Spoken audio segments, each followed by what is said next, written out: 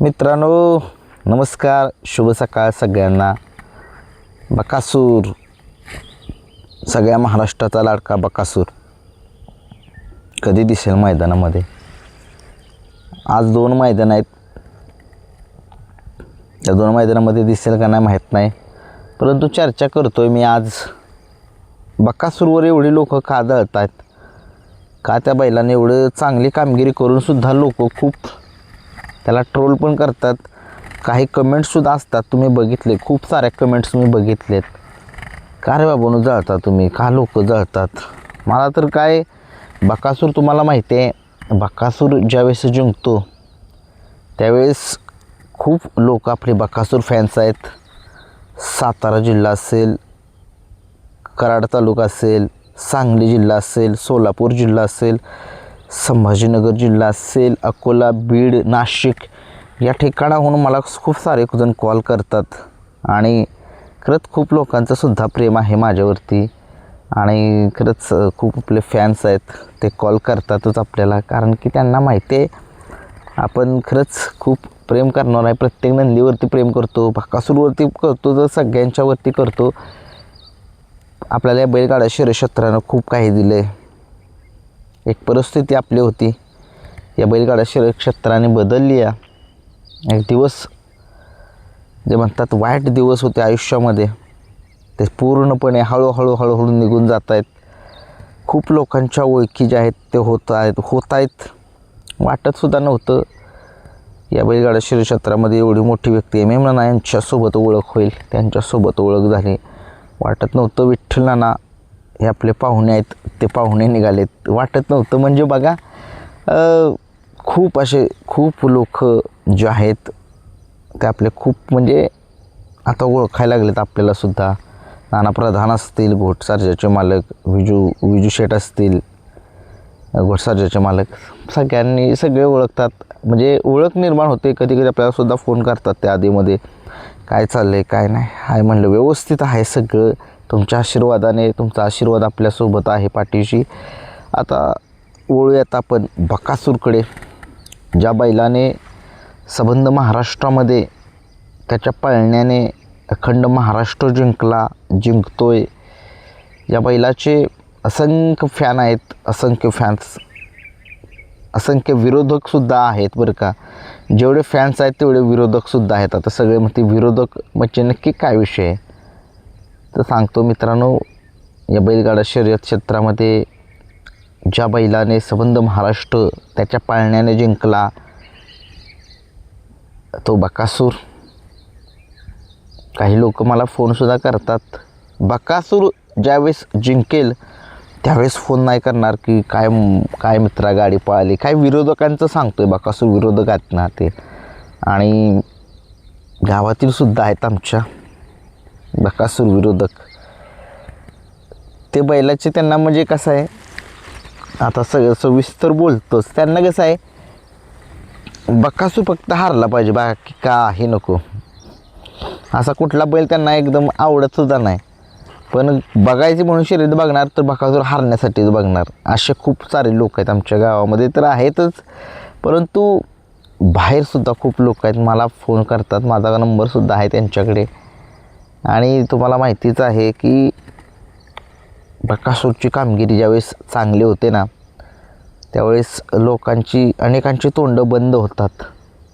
परंतु ज्यावेळेस बकासूरचा पराभव होईल त्यावेळेस असंख्य लोक कॉलसुद्धा करतात, अगदी घरीसुद्धा येतात टिंगल करायला. कशी हारली गाडी, पब्लिकनं तर नाही तुमचा बैल पळत.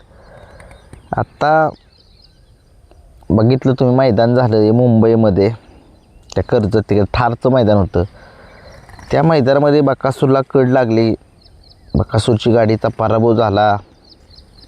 लगेच लोक आली घरी, नाही रे बाबा आता पब्लिकला नाही पळत पाहिल्यासारखा बकासूर, पब्लिकला भेटतोय असं तसं. त्यांना उत्तर एकच दिलं, स्वतःचा बैल घ्या आणि मग पळवा, बाकी नको काय करायला, आणि जळू नका, खरंच जळू नका. स्वतःची परिस्थिती सुधारा आणि मग त्या बैलाकडे या. त्या बैलाने असंख्य महाराष्ट्रात नव्हे तर 14 देशामध्ये तो बैल बघितला जातो, त्या बैलाची शर्यत बघितली जाते आणि या बैलाला असंख्य चाहते आहेत त्या बैलाचे. आत्ता एक तुम्ही बघितले कुठल्या तरी देशातली एक व्यक्ती होती, ती व्यक्ती कुठली होती मला माहीत नाही कुठल्या देशातली होती, परंतु तो सुद्धा व्यक्ती बकासूरवरती प्रेम करतोय. म्हणजे बघा त्याची क्रेज काय आहे त्या बैलाची. तो मैदानामध्ये असला की किती लोक कामधंदे सोडून त्या ठिकाणी वेळात वेळ काढून बकासूर शर्यत बघतात. एक तर असा फॅन आहे, आपले फॅन आहेत ते कोल्हापूरवरून मुंबईला गेले त्या दिवशी. त्यांचं नाव मला माहीत नाही, ते जर माझे व्हिडिओ बघत असतील तर त्यांनी जरा कमेंट्समध्ये नाव सांगा, लोकांना पण कळू द्या. तुम्ही मला कॉल करता पण माझ्याकडं कसं होते मला खूप सारे दिवसात फोन येतात त्याच्यामुळे लक्षात नाही. फक्त त्या दिवशी तुम्ही ते मित्रांनो एक सांगतो, बकासूर फॅन्स कोल्हापूरला त्या दिवशी सकाळी निघाले पहाटे. मला फोन केला त्यांनी, दादा तुम्ही येत आहे का, माझी गाडी आहे, गाडीतून चला, आज जेवणाचं वगैरे काही टेन्शन घेऊ नका, मी करतो सगळं. पण म्हटलं ऊन आहे, मला उन्हाचा लय त्रास आहे, उन्हामध्ये आपल्याला चक्कर येते, त्यामुळे आपण एवढं उन्हामध्ये जात नाही. ते बकासूरसाठी गेले, निराश झाले नाहीत. त्यांच्या डोक्यात होतं एकच, फक्त आपल्या बैलाने गुलाल घ्यावा. थार अशा खूप घेऊ शकतात, एखाद्या गोरगरिबाचा नंदीसुद्धा उजेडामध्ये यावा. तर गोरगरीब म्हणू शकत नाही, बैलगाडा शहर शकतात, गोरगरीब कोणीच नाही, सगळे श्रीमंत आहेत. पहिली परिस्थिती लोकांची वेगळी होती, आता वेगळी आहे.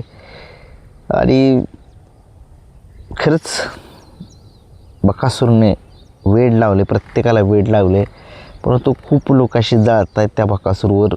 बकासूर हरला की अगदी बकासूरचा पराभव झाला की अगदी कॉल करणार, काय करणार. पण बकासूर ज्यावेळेस जिंकेल त्यावेळेस कोण उचलणार नाही, मग येणार नाहीत माझ्याकडे, अरे असं झालं तसं झालं, तोंड दाखवणार नाहीत. आणि हा ओळख दिली की जाणं म्हणा काम आहे. असे खूप सारे लोक आहेत. असू द्या, मी नाही लक्ष देत त्याच्याकडे.